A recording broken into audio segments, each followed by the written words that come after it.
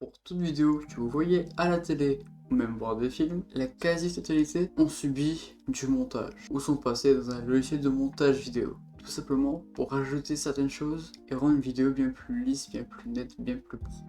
Donc aujourd'hui, je vais vous présenter le logiciel que moi j'utilise et vous faire un petit tuto. Avant de rentrer dans le nerf du sujet, j'aimerais déjà vous souhaiter la bonne année, bien en retard, mais si vous me suivez sur Twitter, vous avez pu voir que je l'avais déjà annoncé. C'est une année spéciale pour moi sur YouTube, j'ai beaucoup évolué sur cette année, j'ai envie de dire. J'ai appris également beaucoup de choses, c'est grâce à vous, grâce au retour que j'ai, je vous remercie. Et comme d'habitude, si cette vidéo vous plaît, n'hésitez pas à vous abonner, à liker. On va commencer cette petite présentation. Donc moi du coup, pour monter mes vidéos, j'utilise DaVinci Resolve 18. DaVinci Resolve est un logiciel de montage vidéo, mais qui a une particularité, c'est qu'il a une version gratuite. Mais une version gratuite à vie, et surtout qui vous bloque quasi pas. Parce que moi j'ai essayé énormément de logiciels de montage vidéo. Je monte également par là sur Vegas Pro 18, et j'ai déjà essayé Adobe Premiere Pro. Bon, je tiens aussi à vous préciser, pas tous les PC pourront le faire tourner, pour la bonne unique raison que sur leur site, et oui, j'ai pu tester, ils vous demandent au minimum 16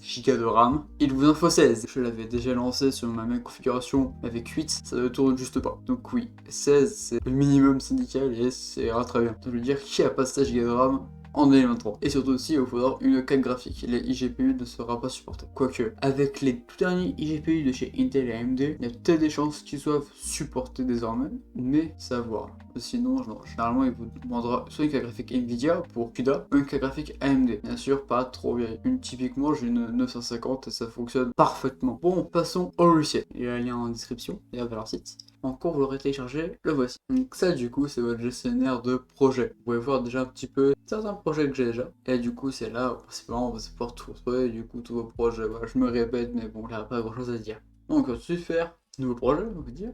Moi je la fais test, mais vous n'hésitez pas à donner des abréviations pour nom de vidéo. Typiquement moi sur beaucoup j'utilise des abréviations parce que sinon ça rendrait beaucoup trop long. Voilà, moi je l'avais le test, je crée. Et voilà DaVinci Resolve. Ça peut vous faire peur en premier abord, mais finalement il est vraiment très intuitif. Déjà on va passer sur Média. Donc dans Média, c'est une page où vous aurez la plupart de vos médias. Non je déconne. Donc voici Média. Dans Média déjà vous retrouvez ici en haut à gauche vos disques durs. Là évidemment vous pouvez chercher dans vos vidéos si vous le souhaitez. Vous avez en dessous le master c'est là avec tous vos fichiers et médias que vous aurez importés, les métadonnées pour voir après les métadonnées d'une vidéo et le volumètre si vous souhaitez avoir une petite preview les vidéos que vous lui mettez. Moi également ce que je fais toujours c'est faire un petit clic droit, nouveau fichier, et je nomme Rush. J'en fais également un deuxième que je nomme EG pour élément graphique. Alors certains font également un dossier avec marqué timeline. Bon moi je le fais pas parce que généralement j'ai un ou deux rushs maximum, donc ça m'encombre pas trop à ce niveau là. Mais si vous commencez à avoir des dizaines de rushs, c'est vrai que faire un dossier timeline c'est recommandé. Et dans EG, moi ce que je fais pour élément graphique, il n'y a pas que ça. Généralement c'est que je mets mes shapes. Je nomme aussi un autre fichier fond pour les vidéos de fond. Je fais également un nouveau fichier pour l'audio.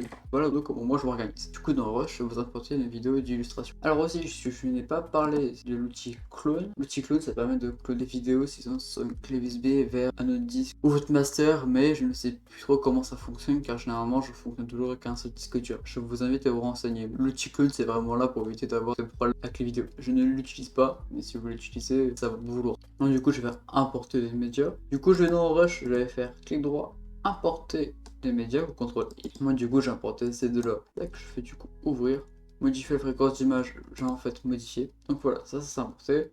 Si je clique une fois, voilà, je me preview avec le petit curseur, je peux tout voir. Mais je vais importer un audio, importer et voilà. Là du coup vous avez également vos pics et vous pouvez écouter l'audio depuis ici.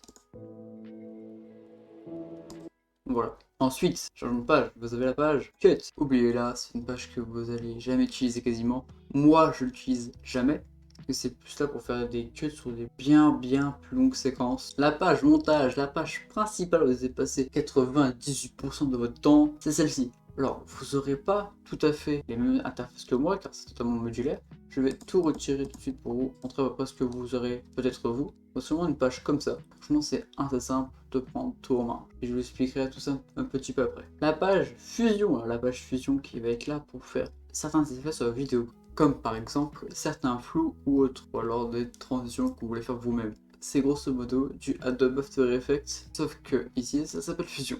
L'étalonnage, la bases de DaVinci Resolve. Et oui, car avant d'être acheté par Blackmagic Design, DaVinci Resolve était un logiciel d'étalonnage destiné aux pros. Puis Blackmagic Design l'ont racheté et l'ont donné toutes ces parties montage et également l'ont rendu gratuit. Et alors, du coup, j'avais parlé de la version payante, qui coûte 350 € environ pour une clé à vie, car la version payante va vous bloquer uniquement pour des fonctionnalités bien précises et bien plus poussées que généralement si vous avez besoin. Moi, la fonction payante m'avait bloqué qu'une seule fois en plus d'1 an, c'était pour une transition. Mais sinon, la version gratuite va largement vous convenir. Je vous conseille pas d'acheter tout de suite la version payante, mais si plus tard vous la voulez, pourquoi pas. Donc l'étalonnage, ça va être là pour régler votre gain, etc. Je vous montrerai ça après. Fairlight. Tout simplement, ici, ça va être votre interface audio. C'est là où vous allez pouvoir mixer votre audio, moduler votre audio comme vous voulez, hein, plus précisément. Grosso modo, ça fait un petit peu une table de mixage. Et exportation, pour exporter vos vidéos, très important, je repasserai dessus tout à l'heure. Donc, passons à la partie montage. Donc vous voilà, sur la partie montage, et première chose, vous allez me dire, oui, mais où sont mes vidéos? Tout simple, vous allez cliquer sur bibliothèque de médias pour l'ouvrir. Et là, magie, vous avez votre master qui va s'ouvrir avec le master, rush, éléments graphiques, chibi, fond et audio. Vous allez avoir tous vos chutiers et sous-chutiers grosso modo ici. Là du coup je vais cliquer sur Rush et je tiens à importer mes vidéos sur ma piste. On peut voir que ça bug car comme vous avez vu avant, je n'avais aucune timeline de créer. En fait en la glissant ça me crée automatiquement une timeline. C'est ça qui est assez efficace. Mais si jamais, mais c'est possible, tac je la retire, la timeline s'enlève. Mais si jamais vous voulez créer votre propre timeline avec des paramètres précis, vous pouvez. Donc au lieu de prendre une vidéo, vous allez faire clic droit, timeline, créer une nouvelle timeline, CTRL H. Là du coup vous pouvez lui donner un nom, One par exemple. Nom de piste vidéo, si vous en voulez plusieurs, allez 3 par exemple, 2 pistes audio, en stéréo, mono ou autre. Moi je laisse en stéréo. Et vous pouvez décocher, utiliser les paramètres du projet là, des nouveaux onglets. Et ici vous allez pouvoir éditer votre timeline un peu plus librement. Si jamais par exemple vous voulez du Ultra HD, vous le mettez, vous décochez, utilisez les paramètres du projet et là vous avez une myriade de choix. Faire créer. Et boum, une fameuse piste avec les 3 fameuses pistes vidéo et les 2 pistes audio sont créées. Donc, du coup sur la piste 1 je vais importer ma première vidéo. Je clique et je glisse, je drag and drop et voilà, elle est dessus. Et vous pouvez voir ici du coup que la preview s'est mise à jour. Et voilà, donc vous pouvez faire play. Ça peut faire comme moi, vu qu'également j'enregistre. En fait, l'image saute beaucoup quand même, mais pas de problème, ça se verra rapidement. Comment? Vous allez faire clic droit sur votre plan et générer un média optimisé. Bon, comme vous pouvez le voir à la date affichée sur mon ordinateur, le temps a passé et j'ai dû recommencer. Pas toutes les vidéos, mais cette partie-là où je vous montre, j'ai trouvé que j'expliquais très mal. Donc je vais recommencer en expliquant bien mieux. Donc voilà, voici du coup sur votre page montage. Alors, directement je vais faire glisser déposer, si tu créer une timeline, alors pas besoin, mais si vous voulez en créer une, vous faites clic droit, créer une timeline, vous choisissez vos paramètres. Donc du coup je vais prendre cette vidéo. Clac, je drag and drop. Ici, je vais juste un petit peu l'agrandir. Donc voici votre petite vidéo. Bien sûr, je n'ai pas fait de média optimisé pour ce test, donc c'est normal, du coup ça a quand même bugué au niveau du rendu. Donc du coup, vous avez votre vidéo ici, sur votre petite timeline. Vous dites, ah là il me faut tout ça jusqu'à 12 secondes. Au-delà, je n'ai plus besoin, pas de problème, vous allez faire B, ou vous cliquez ici pour prendre le mode rasoir. Vous faites ça, vous voyez ici que vous avez le petit trait orange, le trait orange ça va marquer là où vous allez cut. Moi du coup je dis non, allez ici, bam, je fais A. Pour rebaisser sur mon outil de sélection, je clique sur mon bout de vidéo, sur mon bout de séquence, supprime. Et voilà, vous savez cut. Le début c'est pareil, donc je veux cut. Hop, à partir de environ 2 millisecondes. Ok, bah je fais B, je vais dessus, je clique, je fais A, je supprime. Alors maintenant, je veux faire un petit fondu au noir au début de la vidéo. Possible. Donc je vais aller dans transition vidéo, fondu vers une couleur, que je clique. Je glisse ici, et là la couleur sélectionnée c'est noir par défaut. Du coup si je fais play, voilà, ça bug un petit peu, voilà. Si je vais frame par frame, on voit le petit fondu au noir. Bien sûr, vous pouvez le diminuer. Ça. Vous pouvez bien sûr le diminuer. Et voilà. Donc voilà. Maintenant, j'ai envie d'ajouter ma deuxième vidéo. Tac, je le prends. Je la glisse sur ma timeline. Parfait. Là, vous voyez, tout ce qui est au-delà de 10 secondes, je ne veux plus. Vous positionnez à 18 secondes. B. Vous cliquez. A. Vous cuttez, c'est extrêmement simple. Et là, du coup, je vais mettre un fond noir à la fin, fondu vers une couleur. Là, ici, vous pouvez voir que ça déborde vers la fin de la timeline. Vous allez dire pourquoi? C'est le fait que le cut, du coup, va se prolonger jusqu'à la fin complète de la vidéo. Vous allez voir, après, c'est pas non plus super bien. C'est pour ça, généralement, vous faites vraiment un truc comme ça, extrêmement petit. Et voilà. Donc voilà, et là vous pouvez dire, ah j'aime pas ça, ouais, ça passe d'une séquence à l'autre direct. Du coup avec une transition. Donc généralement faire une transition mousse entre guillemets, je clique ici, vous pouvez voir que ici j'ai un truc rouge, bizarre. Et là j'ai un truc vert, je fais clic droit, ajouter un fondu enchaîné de 14 images, je clique dessus. Donc vous voyez pour la vidéo qui est en vert, j'avais cuté à la fin, donc il reste bien 14 images. Par contre pour la vidéo ici, j'ai cuté aussi que à la fin, non au début. Du coup, les 14 images, je les ai pas. Du coup, DaVinci Resolve me le dit. Et là, c'est très simple. Vous faites faire un trim. Et voilà, vous avez votre transition. Bien sûr, là, actuellement, vous pouvez étirer votre vidéo jusqu'à 10 secondes. Et maintenant, si je vais ici, nous avons un smooth cut. Mais du coup, ça aurait fait quoi si j'avais fait ça? CTRL Z pour revenir en arrière. Si vous avez fait une erreur, CTRL Z. Par exemple, là, je fais ah, je cut, ah, waouh. Si c'est bien avec DaVinci Resolve, si vous voyez un cut mais qui a des pointillés comme ça, en fait, ça veut dire que les deux cuts se suivent et vous pouvez faire supprime. Et le cut supprime. Et ça, je trouve ça vraiment très bien de la part de DaVinci Resolve, c'est penser ce système. Donc là, du coup, je n'ai plus mon trim. Il me reste bien mes images ici, mais je n'ai plus mes images là. Donc, on va voir si ça marche quand même dans la transition vidéo. Donc, du coup, je suis dedans. Il faut que je prenne mon petit Tokyo Pack que j'ai pris en test. Transition vidéo, je sais pas trop laquelle prendre. On va prendre celle-là. Là, voilà. Et là, vous pouvez voir, ça ne marche pas. Simplement ici, je n'ai pas assez d'images. Donc, du coup, si je fais mon petit cut à ce niveau-là, tac. Tac, bam, on cut, ça se remet. Si je glisse, vous pouvez voir que cette fois-ci, j'ai mes images. J'ai fait un trim un petit peu à l'ancienne, on va dire. Et voilà, vous pouvez voir ici maintenant, voilà, j'ai mes images. Et voilà, on voit bien le petite transition. Cette fois-ci, je veux ajouter ma musique. Vous pouvez voir ici que j'ai déjà ma piste audio. Vous l'enlevez. Si vous faites ici, les deux plans sont liés. Vous pouvez délier les plans en cochant ici. Donc là, les plans sont plus liés. Vous verrouillez cette piste là et vous pouvez supprimer l'audio. Pour moi, c'est la méthode que j'utilise. Donc là, du coup, je vais faire clic droit, ajouter une piste stéréo. Je vais aller dans mon audio. Je vais récupérer mon audio ici. Je vais drag and drop. Vous pouvez voir que ça va beaucoup trop loin. Donc je vais ici, je clique devant sur mon rasoir. Tac, je fais ça, je fais A. Je clique dessus, je cut. Du coup, maintenant, si je fais ça.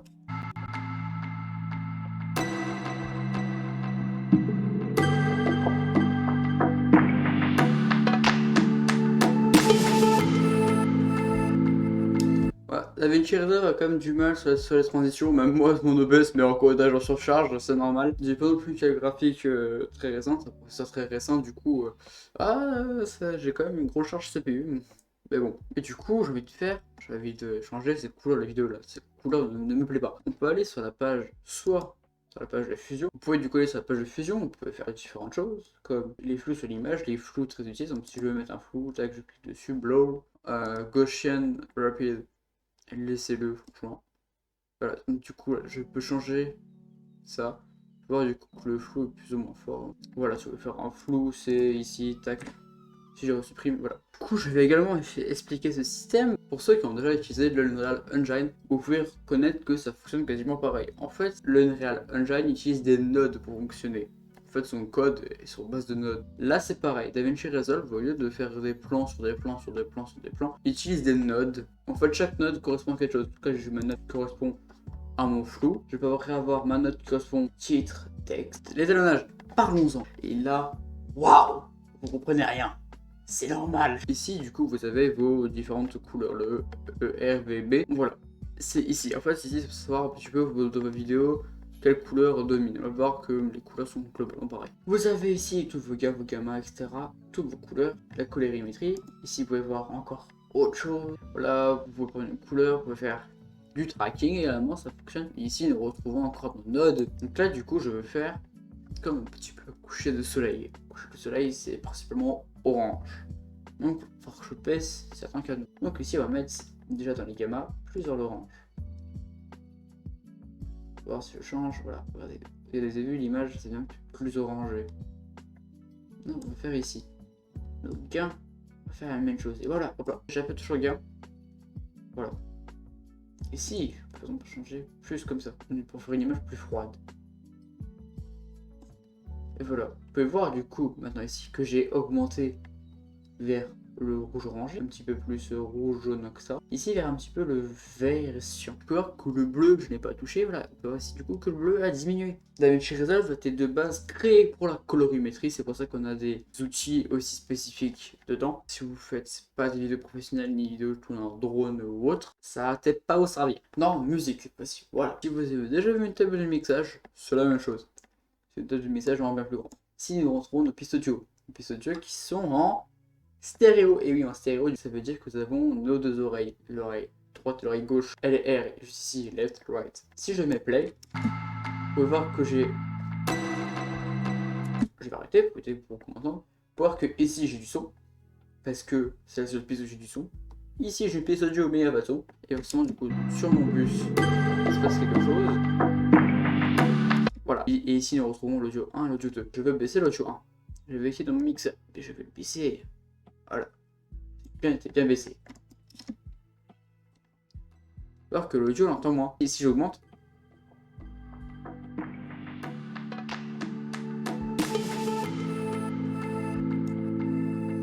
et voilà, c'est en temps réel. Si je baisse mon bus, et c'est possible, vous avez également une Sonothèque intégrée dans DaVinci Resolve. Et la Sonothèque, si vous ne l'avez pas installée, c'est au moment de l'installer forcément. Ici donc j'ai un audio ici, je le fais tester.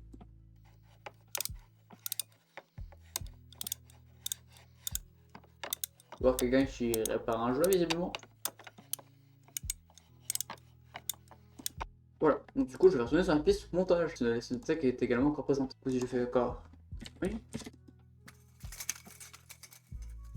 Pour voir comme quelqu'un qui fait quelque chose avec son portail. Là, on peut faire glisser déposer. Mais généralement, l'audio, en fait, va avoir un problème et il va être en fait en. Voilà, si vous l'entendez, c'est le plus parlant si je vais également dans un audio. Voilà, ici, vous pouvez voir le problème. C'est que j'ai ça en mono. Si je le remets, voilà, vous pouvez voir que c'est bel et bien en mono et ça, c'est plutôt chiant. Et sur audio 3 cette fois-ci. Vous pouvez voir du coup qu'on entend tout. On entend vraiment tout. Cette fois-ci, ça m'a créé une nouvelle piste audio que je n'ai pas LR. Du coup, c'est une piste pour le moment mono. Si je passe, c'est complètement l'audio 2. L'audio 2 est à 0. Vous pouvez voir que cette fois-ci, l'audio n'est plus en stéréo, mais bel et bien en mono. Car chose qu'on peut savoir, c'est que le bus audio est en stéréo, du coup, avec les deux oreilles. Ici, c'est également avec les deux oreilles. Et là, non, ici c'est bel et bien en mono. Ça c'est un problème. Du coup, si jamais vous devez importer votre son, vous l'importerez sur une piste en mono. Alors ça c'est plutôt chiant. Mais bon. Et après vous avez exportation. Oh là là, j'ai déjà lancé une vidéo. Oh là là. Voilà. Et vous avez du coup déjà exportation. Voilà. Vous pouvez exporter. Magnifique, non? C'est bien, vous pouvez directement des exports via directement YouTube, via directement Twitter, Dropbox, etc. Je vais m'exporter. Vous pouvez mettre un cheat, un chemin vers quel fichier vous voulez mettre. C'est vraiment plein de choses. La résolution, ça. Oh, je vais faire ça en HD. Si, fréquence d'image, bon, c'est la fréquence d'image de mes vidéos là, donc forcément. Après, vous avez profité d'un codage. Vous voulez exporter uniquement que l'audio, vous pouvez décocher ici, exporter la vidéo. Et l'audio ici, vous exportera directement ça en MP4. Vous avez le codec H64, H5. Moi je laisse H64 car c'est un code CPU. Après vous avez le format en MP4 AVI. Moi je laisse MP4 pour pas avoir de problème. Puis après vous avez limite de kbps, 10 000 kbps. Vous pouvez monter largement à 20 000, 50 000 comme vous voulez. C'est extrêmement rapide parce que tu peux rien à dire à ce niveau là. C'est une vidéo qui peut être chargée en informations. Je ne peux pas non plus tout expliquer pour éviter de perdre les débutants. Plus tard, peut-être que je referai une autre, on sait pas. Si vous avez des questions, n'hésitez pas à les poser dans l'espace commentaire, j'essaierai d'y répondre. Sur ce, portez-vous bien. A plus.